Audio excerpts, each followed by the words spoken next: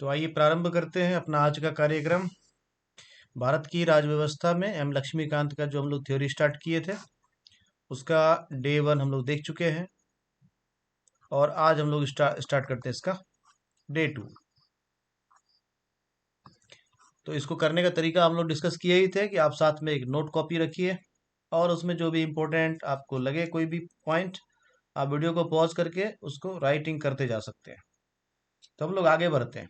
तो पिछले वीडियो में जो हम लोग देखे थे, पिछले वीडियो में हम लोग क्या देखे थे, हम लोग इसका भाग 1 कर रहे थे, जिसमें कंपनी का शासन जो था 1773 से 1858 तक, उसको हम लोग देखे थे, जिसमें 1773 का रेगुलेटिंग एक्ट था। और उस जो एक्ट था उसका हम लोग विशेषता देखे थे। उसके बाद 1784 का पिट्स इंडिया एक्ट जो था, उसको देखे थे, और उस एक्ट की क्या विशेषताएं थी उसको देखे थे। उसके बाद हम लोग देखे थे 1833 का चार्टर एक्ट, और उसके बाद हम लोग उस एक्ट की क्या विशेषताएं थी उसको भी देखे थे। और उस एक्ट में क्या खास बात थी कि उसमें एक पार्ट जो था उसको नियामक कानून बोले थे, और दूसरे पार्ट को हम लोग अधिनियम बोले थे, जिसको हम लोग एक्ट बोलते हैं। उसके बाद हम लोग देखे थे 1853 का चार्टर एक्ट, और उसमें भी जो उस एक्ट की खासियत थी उसको भी देखे थे। और इसके साथ ही हम लोग कंपनी का शासन समाप्त करने की घोषणा करते हैं। और अब हम लोग आ जाते हैं ताज का शासन। तो अब हम लोग क्या करने वाले हैं, आज हम लोग करने वाले हैं ताज का शासन। तो ये पूरा हम लोग एम लक्ष्मीकांत का थियरी जो है, इसको डे बाय डे करने वाले हैं। तो इसको जो लोग भी शुरू कर चुके हैं, बहुत अच्छी बात है। जो लोग शुरू नहीं किए हैं, उनसे रिक्वेस्ट है कि आप जल्दी से जल्दी इसको शुरू कर लें, और आपके जो भी प्रियजन हैं उनको भी शेयर करें, ताकि वो भी साथ ही साथ करते चलें।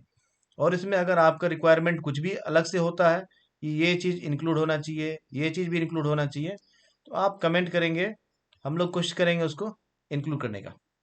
तो चलिए आगे बढ़ते हैं हम लोग। आगे बढ़ते हैं हम लोग आज, जिसमें पहला है हमारा 1858 का भारत शासन अधिनियम। आज हम लोगों का पहला क्या है, 1858 का भारत शासन अधिनियम। 1858 का भारत शासन अधिनियम।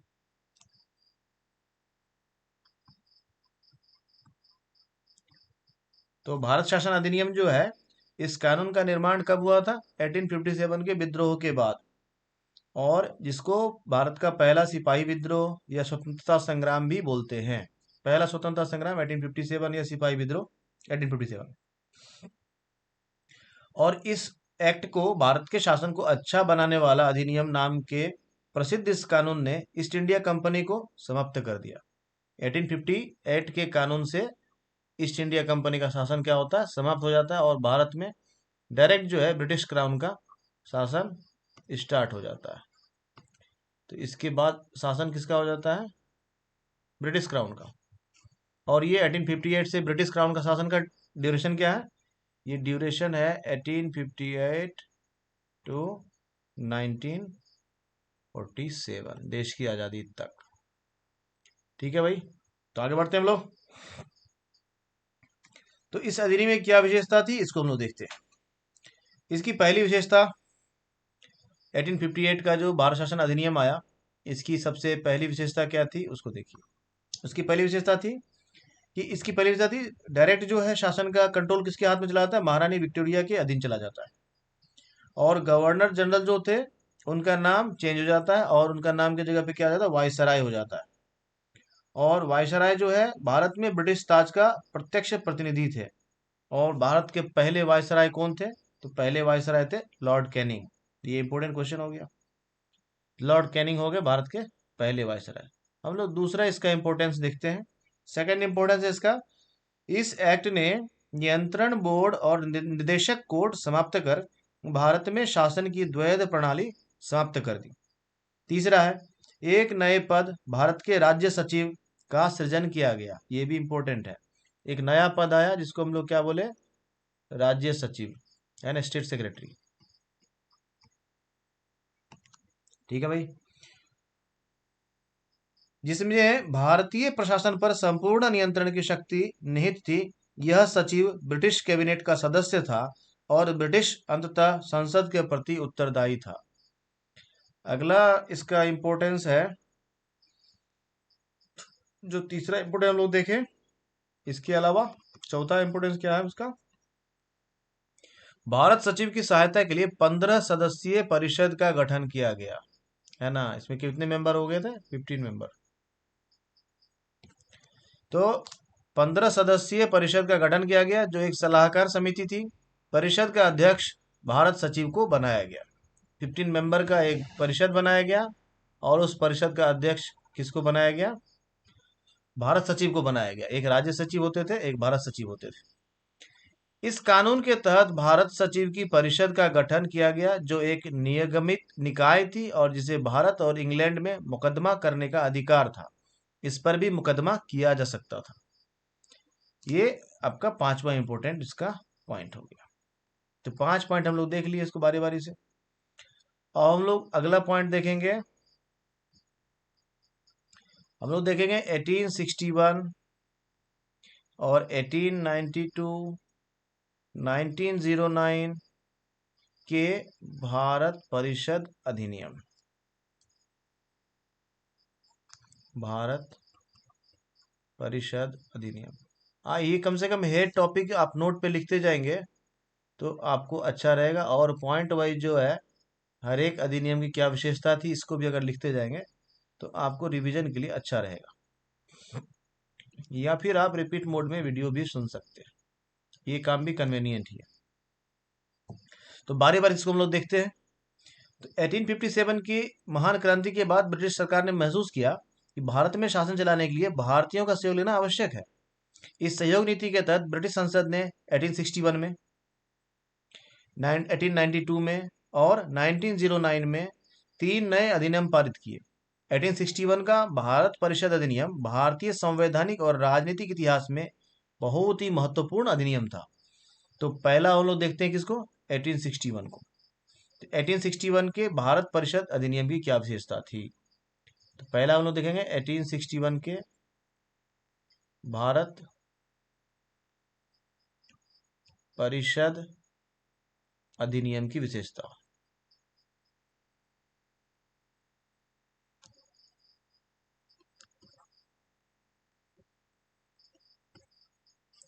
ठीक है भाई। 1861 के भारत परिषद की क्या विशेषताएं थी? पहली विशेषता, इसके कानून बनाने की प्रक्रिया में भारतीय प्रतिनिधियों को शामिल करने की शुरुआत हुई। इससे पहले भारतीय प्रतिनिधि कहीं दिखाई नहीं देते थे। इस प्रकार वायसराय कुछ भारतीयों को विस्तारित परिषद में गैर सरकारी सदस्यों के रूप में नामांकित कर सकता था। तो पहले ये हो गया। 1862 में लॉर्ड कैनिंग ने 3 भारतीयों, बनारस के राजा, पटियाला के महाराजा और सर दिनकर राव को विधान परिषद में मनोनीत किया था। ये पहले 3 व्यक्ति थे जो परिषद में आए थे। इनका नाम इंपॉर्टेंट है, इनका नाम को याद रखना है। इनके नाम क्या थे? बनारस के राजा, पटियाला के महाराजा और सर दिनकर राव। ये 3 व्यक्ति थे। अगला क्या इसकी खासियत थी? इस अधिनियम ने मद्रास और बंबई प्रेसिडेंसियों को विधायी शक्तियां पुनः देकर विकेंद्रीकरण की प्रक्रिया की शुरुआत की। इस प्रकार इस अधिनियम ने रेगुलेटिंग एक्ट 1773 द्वारा शुरू हुई केंद्रीयकरण की प्रवृत्ति को उलट दिया और 1833 के चार्टर अधिनियम के साथ ही अपने चरम पर पहुंच गया। इस विधायी विकास की नीति के कारण 1937 तक प्रांतों को संपूर्ण आंतरिक स्वायत्तता भी हासिल हो जाती है। पॉइंट नंबर 3 देखते हैं हम लोग। पॉइंट नंबर 3 में क्या है? बंगाल और उत्तर पश्चिम सीमा प्रांत और पंजाब में क्रमशः 1862 में, 1866 में और 1897 में विधान परिषदों का गठन किया जाता है। ये तीसरा इंपॉर्टेंट पॉइंट था इसका। अब हम लोग चौथा इंपॉर्टेंट पॉइंट की तरफ जा रहे हैं। चौथा इंपॉर्टेंट पॉइंट था, इसने वायसराय को परिषद में कार्य संचालन के लिए अधिक नियम और आदेश बनाने की शक्तियां प्रदान की। इसने लॉर्ड कैनिंग द्वारा 1859 में प्रारंभ की गई पोर्टफोलियो प्रणाली को भी मान्यता दे दी। इसके अंतर्गत वायसराय की परिषद एक सदस्य या अधिक सरकारी विभागों का प्रभारी बनाया जा सकता था तथा उसे इस विभाग में काउंसिल की ओर से अंतिम आदेश पारित करने का अधिकार मिला। ये चौथा पॉइंट था। अब हम लोग पांचवा पॉइंट देखते हैं, जो इसका पांचवा मोस्ट इंपोर्टेंट पॉइंट था। वो क्या था? इसने वायसराय को आपातकाल में बिना काउंसिल की संस्तुति के अध्यादेश जारी करने के लिए अधिकृत किया। ऐसे अध्यादेश की अवधि मात्र 6 माह की होती थी। लेकिन ये हो गए 5 पॉइंट जो 1861 के भारत परिषद अधिनियम की विशेषता थी। अब हम लोग आगे देखते हैं। अगला है 1892 के अधिनियम की विशेषताएं। अगला क्या है? 1892 के अधिनियम की विशेषताएं।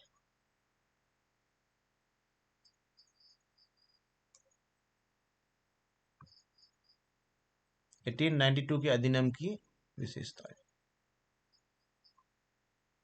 तो इसका पहली विशेषता क्या थी? पहली विशेषता थी इसके माध्यम से केंद्रीय और प्रांतीय विधान परिषदों में अतिरिक्त गैर सरकारी सदस्यों की संख्या बढ़ाई जाती है, जबकि पहले बहुमत सरकारी सदस्यों का ही रहता था।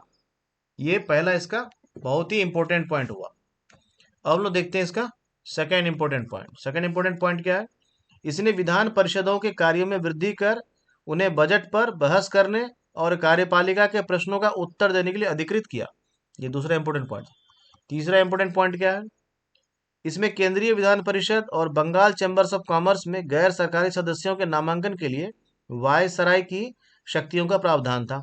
इसके अलावा प्रांतीय विधान परिषदों में गवर्नर को जिला परिषद, नगर पालिका, विश्वविद्यालय, व्यापार संघ, जमींदारों और चैम्बर ऑफ कॉमर्स की सिफारिशों पर गैर सरकारी सदस्यों को नियुक्त करने की शक्ति प्रदान की गई थी। ये तीसरा इंपॉर्टेंट पॉइंट था इसका। इस अधिनियम ने केंद्रीय और प्रांतीय विधान परिषदों दोनों में गैर सरकारी सदस्यों की नियुक्ति के लिए एक सीमित और परोक्ष रूप से चुनाव का प्रावधान किया। हालांकि चुनाव शब्द का अधिनियम में प्रयोग नहीं हुआ था, इसे निश्चित निकायों की सिफारिश पर की जाने वाली नामांकन की प्रक्रिया ही कहा गया था। तो अब हम लोग देखेंगे 1909 के अधिनियम की विशेषता। 1909 के अधिनियम की विशेषता।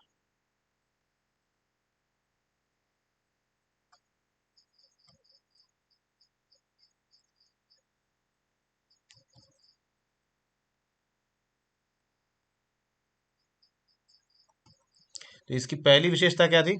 इसकी पहली विशेषता क्या थी? इस अधिनियम जो है इसको एक अलग भी नाम दिया जाता है। इसको हम लोग ध्यान देंगे। ये जो 1909 जो है इसका अधिनियम जो है, इसको क्या नाम दिया जाता है? इसको मार्ले मिंटो सुधार भी बोलते हैं। क्या बोलते हैं इसको? इसको बोलते हैं मार्ले मिंटो सुधार। तो अगर इससे 1909 के अधिनियम की विशेषता से रिलेटेड हो अथवा मार्ले मिंटो सुधार से रिलेटेड हो, बात एक ही है। ठीक है। और इसका नाम मार्ले मिंटो सुधार क्यों पड़ा? तो उसमें लॉर्ड मार्ले जो थे ना, भारत के राज्य सचिव थे, और मिंटो जो थे वो भारत में वायसराय थे। तो मार्ले हो गए वहां के राज्य सचिव और मिंटो हो गए उससे वायसराय। तो इन दोनों के का जॉइंट वेंचर था ये, इसीलिए मार्ले मिंटो सुधार इसको नाम दिया गया, या फिर 1909 का अधिनियम, जैसे भी इसको समझ सकते हैं। अब इसकी क्या विशेषता थी? इसकी पहली विशेषता थी इसने केंद्रीय और प्रांतीय विधान परिषदों के आकार में काफी वृद्धि की। केंद्रीय परिषद में इनकी संख्या 16 से 60 हो गई। प्रांतीय विधान परिषदों में इनकी संख्या एक समान नहीं थी। दूसरा, इसने केंद्रीय परिषद में सरकारी बहुमत को बनाए रखा, लेकिन प्रांतीय परिषदों में गैर सरकारी सदस्यों के बहुमत की अनुमति थी। तीसरा, इसने दोनों स्तरों पर विधान परिषदों के चर्चा कार्यों का दायरा बढ़ाया। उदाहरण के तौर पर अनुपूरक प्रश्न पूछना, बजट पर संकल्प रखना, इत्यादि इत्यादि काम किया। चौथा, इसका बहुत ही इंपॉर्टेंट विशेषता यह है कि इस अधिनियम के अंतर्गत पहली बार किसी भारतीय को वायसराय और गवर्नर की कार्य परिषद के साथ एसोसिएशन बनाने का प्रावधान किया गया था। अब ये नाम जो है इसको इंपॉर्टेंट रखना है। सत्येंद्र प्रसाद सिन्हा वायसराय की कार्यपालिका परिषद के प्रथम भारतीय सदस्य बने। नाम इनका याद रखना है, सत्येंद्र प्रसाद सिन्हा। उन्हें विधि सदस्य बनाया गया था। अब इस अधिनियम के मार्लो मिंटो सुधार जो इसका पांचवा सबसे विशेषता क्या है?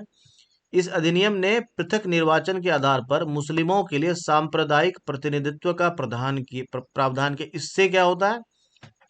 अब यहां से वो जो एक समाज में फूट डालने वाला सिस्टम है, वो इससे उसका जन्म माना जाता है। इस अधिनियम ने पृथक निर्वाचन के आधार पर मुस्लिमों के लिए सांप्रदायिक प्रतिनिधित्व का प्रावधान किया। इसके अंतर्गत मुस्लिम सदस्यों का चुनाव मुस्लिम मतदाता ही कर सकते थे। इस प्रकार इस अधिनियम ने सांप्रदायिकता को वैधानिकता प्रदान की और लॉर्ड मिंटो को सांप्रदायिक निर्वाचन के जनक के रूप में जाने लगा, और ये बीज था भारत और पाकिस्तान के बनने का। यहीं से बीज बीज पड़ता है इसका। और इसका ये इम्पोर्टेंट बहुत है कि मार्ले मिंटो सुधार जो था ना, ये सुधार में या 1909 अधिनियम का जो ये मोस्ट इम्पोर्टेंट चीज था वो यही था कि भारत जो है, भारत पाकिस्तान या बांग्लादेश का विभाजन जो था ना, इस विभाजन का बीज जो है इसी में पड़ता।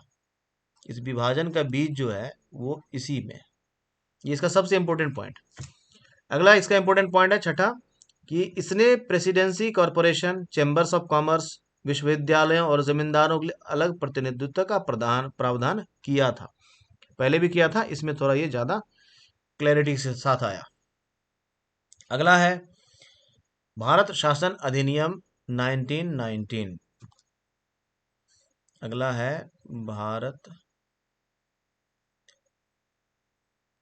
शासन अधिनियम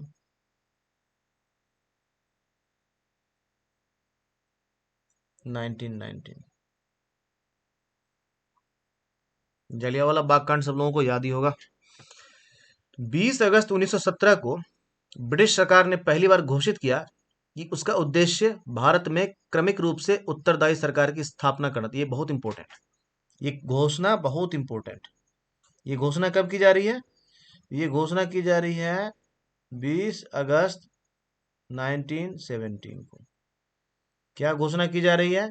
कि अब ब्रिटिश सरकार घोषणा कर रही है कि यहाँ पर हम शासन करने के लिए नहीं आए हैं, हम यहाँ पर धीरे धीरे एक रिस्पॉन्सिबल गवर्नमेंट को फॉर्म कर देंगे और हम फिर धीरे से साइड हो जाएंगे, ऐसी घोषणा की जाती है। तो भारत में क्रमिक रूप से उत्तरदायी सरकार की स्थापना करना उनका उद्देश्य था, ऐसा वो स्टेटमेंट देते हैं।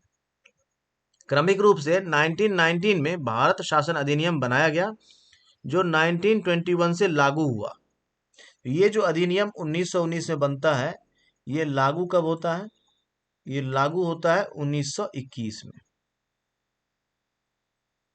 लागू होता है 1921 में। इस कानून को मॉन्टेग चेम्सफोर्ड सुधार भी कहा जाता है, याद रखना है। भारत शासन अधिनियम जो है, भारत शासन अधिनियम 1919 को, जैसे 1909 को मार्ले मिंटो सुधार बोलते हैं, उसी तरह से 1919 को हम लोग क्या बोलते हैं? इसको मॉन्टेग चेम्सफोर्ड सुधार बोलते हैं। इसको बोलते हैं क्या? Montague Chelmsford.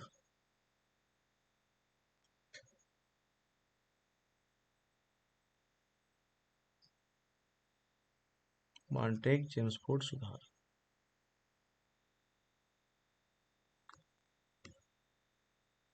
एक ही चीज है, भारत शासन अधिनियम 1919 या फिर मॉन्टेग चेम्सफोर्ड सुधार।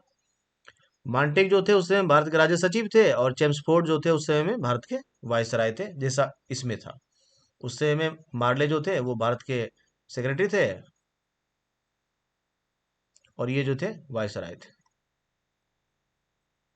उसी तरह से मॉन्टेग चेम्सफोर्ड में मॉन्टेग जो थे वो भारत के सचिव थे, भारत सचिव थे इंग्लैंड में, और ये वायसराय थे भारत में। तो इस अधिनियम की क्या विशेषता थी? तो इस अधिनियम की विशेषता भी हम लोग पॉइंट वाइज देखते हैं, ठीक है।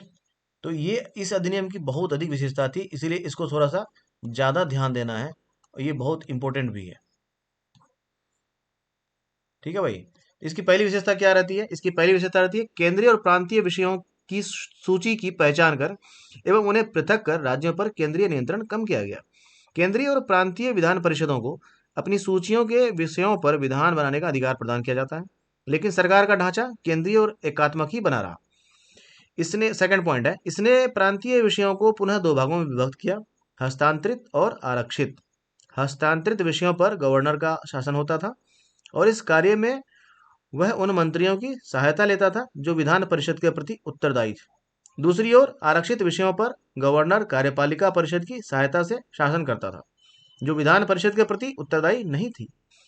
शासन की इस दोहरी व्यवस्था को द्वैध, यहां ध्यान देना भाई, इसको द्वैध शासन व्यवस्था कहा गया। हालांकि यह व्यवस्था काफी हद तक असफल रही थी, ये भी ध्यान देना है कि द्वैध शासन व्यवस्था थी और ये असफल रही थी।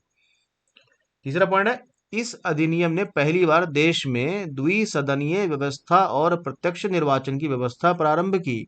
ये इसका बहुत इंपॉर्टेंट पॉइंट है। इस प्रकार भारतीय विधान परिषद के स्थान पर द्विसदनीय व्यवस्था यानी राज्यसभा और लोकसभा का गठन किया गया। दोनों सदनों के बहुसंख्यक सदस्यों को प्रत्यक्ष निर्वाचन के माध्यम से निर्वाचित किया जाता था। अगला मोस्ट इंपोर्टेंट पॉइंट, इसके अनुसार वायसराय की कार्यकारी परिषद के 6 सदस्यों में से कमांडर इन चीफ को छोड़ करके 3 सदस्यों का भारतीय होना आवश्यक कर दिया गया। अगला पॉइंट है, इसने सांप्रदायिक आधार पर सिखों, भारतीय ईसाइयों, आंग्ल भारतीयों और यूरोपियों के लिए भी पृथक निर्वाचन के सिद्धांत को विस्तारित कर दिया और ये भी इसका बहुत बुरा डिसीजन था। अगला पॉइंट है, इस कानून ने संपत्ति, कर या शिक्षा के आधार पर सीमित संख्या में लोगों को मताधिकार प्रदान किया।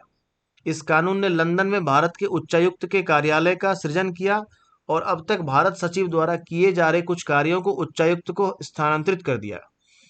इससे एक लोक सेवा आयोग का गठन किया गया। अतः 1926 में सिविल सेवकों की भर्ती के लिए केंद्रीय लोक सेवा आयोग का गठन किया गया। ये ध्यान देना है, 1926 में केंद्रीय लोक सेवा आयोग का गठन किया गया। एक क्वेश्चन है, इंपोर्टेंट क्वेश्चन है। अगला पॉइंट है, इसने पहली बार केंद्रीय बजट को राज्यों के बजट से अलग कर दिया और राज्य विधानसभाओं को अपना बजट स्वयं बनाने के लिए अधिकृत कर दिया। अगला मोस्ट इंपोर्टेंट पॉइंट है, इसके अंतर्गत एक वैधानिक आयोग का गठन किया गया जिसका कार्य 10 वर्ष बाद जांच करने के बाद अपनी रिपोर्ट प्रस्तुत करना था। तो ये हुआ इसकी खासियत। इसके बाद आता है साइमन आयोग, और ये भी इंपॉर्टेंट। इसके बाद आता है क्या, साइमन कमीशन। इसके बाद आता है क्या, साइमन कमीशन।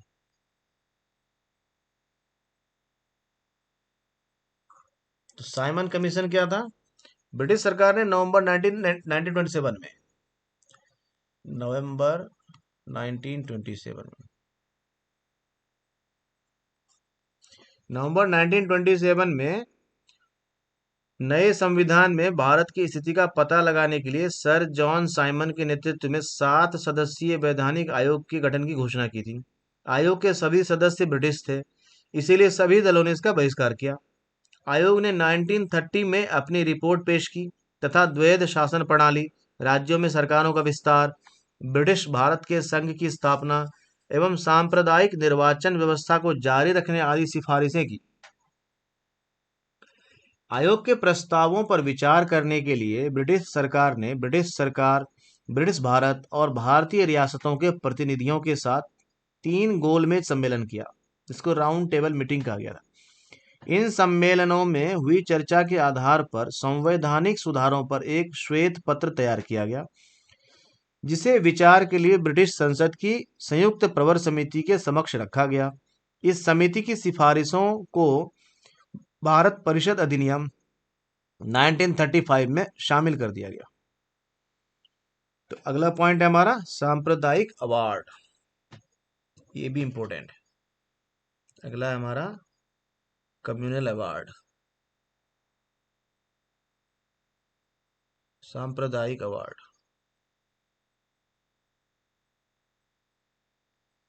तो सांप्रदायिक अवार्ड क्या, इसको जानते हैं। ब्रिटिश प्रधानमंत्री रैमजे मैकडोनाल्ड ने अगस्त 1932 में अल्पसंख्यकों के प्रतिनिधित्व पर एक योजना की घोषणा की। इसे कम्युनल अवार्ड या सांप्रदायिक अवार्ड के नाम से जाना गया। अवार्ड ने न सिर्फ मुस्लिमों, सिख, ईसाई, यूरोपियनों और आंग्ल भारतीयों के लिए अलग अलग निर्वाचन का विस्तार किया, बल्कि इसे दलितों के लिए भी विस्तारित कर दिया।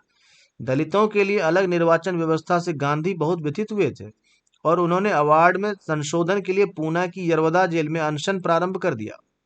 अंततः कांग्रेस नेताओं और दलित नेताओं के बीच एक समझौता होता है, जिसे पूना समझौता नाम दिया गया। इसमें संयुक्त हिंदू निर्वाचन व्यवस्था को बनाए रखा गया और दलितों के लिए स्थान भी आरक्षित कर दिया गया। हालांकि ये सब जहर ही था जो भारतीय समाज में घोला जा रहा था ब्रिटिश के द्वारा। अगला है, अभी तक का जो सबसे इंपॉर्टेंट है वो ये है, वो है भारत शासन अधिनियम 1935, भारत शासन अधिनियम 1935।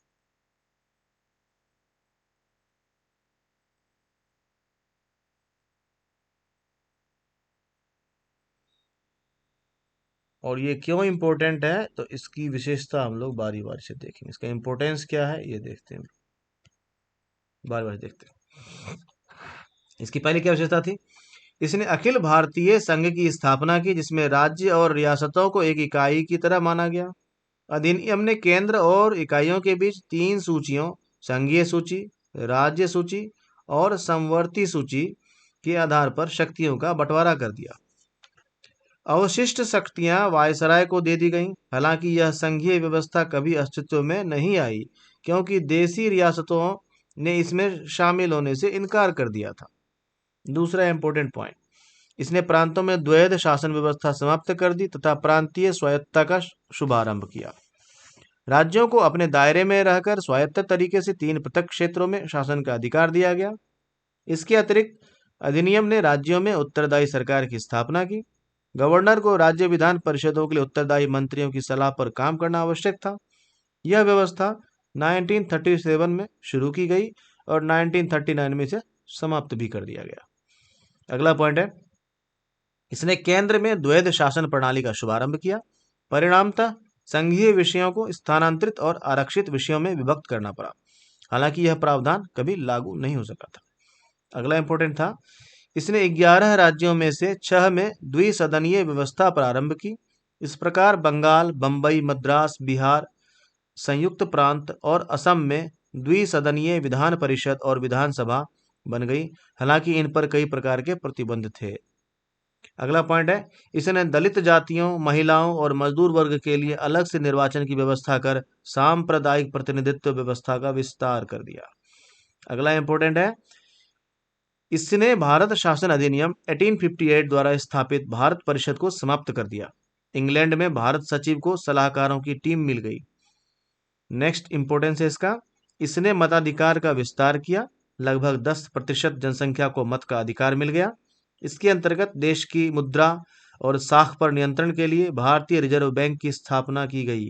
ये भी बहुत इंपॉर्टेंट पॉइंट है। भारतीय रिजर्व बैंक की स्थापना किस एक्ट के अंतर्गत हुई थी? 1935 के अंतर्गत हुई थी। इसने न केवल संघीय लोक सेवा आयोग की स्थापना की, बल्कि प्रांतीय सेवा आयोग और 2 या अधिक राज्यों के लिए संयुक्त सेवा आयोग की स्थापना भी की। इसके तहत 1937 में संघीय न्यायालय की स्थापना भी हुई। ये सब था। अब हम लोग आते हैं भारतीय स्वतंत्रता अधिनियम 1947। अब हम लोग आते हैं अगला अपना टॉपिक पर, जो है हमारा भारतीय स्वतंत्रता अधिनियम 1947।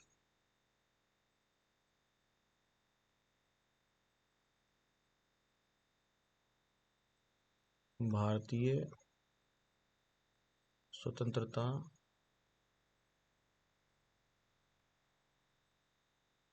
अधिनियम 1947।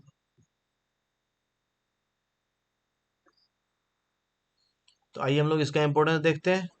ये एक्ट क्या था और इसका इंपॉर्टेंस क्या था। 20 फरवरी 1947 को ब्रिटिश में प्रधानमंत्री रहते क्लीमेंट एटली, उनका नाम रहता है क्लीमेंट एटली। उन्होंने घोषणा की कि 30 जून 1947 को भारत में ब्रिटिश शासन समाप्त हो जाएगा। तो अब इसमें 2-3 क्वेश्चन है कि उस समय में, जिस समय में भारत को स्वतंत्र करने की बात आई, तो उस समय में ब्रिटिश प्रधानमंत्री कौन थे? तो क्लीमेंट एटली थे। घोषणा कब की जाती है? 20 फरवरी 1947 को। और किस दिन के लिए घोषणा की जाती है? तो 30 जून 1947 के लिए। इसके बाद सत्ता उत्तरदायी भारतीय हाथों में सौंप दी जाएगी। इस घोषणा पर मुस्लिम लीग ने आंदोलन किया और भारत के विभाजन की बात कही।